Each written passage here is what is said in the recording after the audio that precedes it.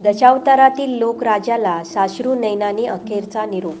दशावतार कलिंगण यांनी कोकणची लोककला टिकणारे दशावतारातील भीष्माचार्य म्हणून नावारूपास आलेले के. बाबी कलिंगण यांचे सुपुत्र व दशावतारातील नटसम्राट सुधीर कलिंगण गेली 20 वर्षे कलेश्वर दशावतार नाट्य मंडळ कंपनी चालवत होते. त्यात आपल्या गुरूंच्या मार्गदर्शनाखाली राजाच्या प्रमुख भूमिकेसह महारथी कर्ण, राजा हरिश्चंद्र, राजा श्रेयांग, वृंदा जालंधर, महाविष्णू, वेडा चंदन आदी भूमिका साकारून त्यांनी प्रेक्षकांची मने जिंकली.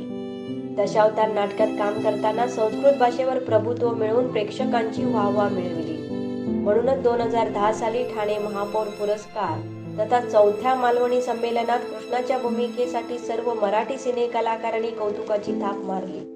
दरम्यान त्यांच्या अकाली निधनाची बातमी कानावर पडताच अनेकांची मने सुन्न झाली.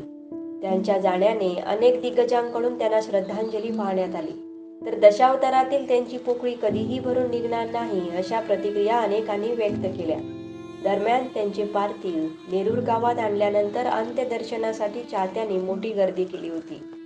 अखेर जड अंतकरणाने त्यांना निरोप देण्यात आला.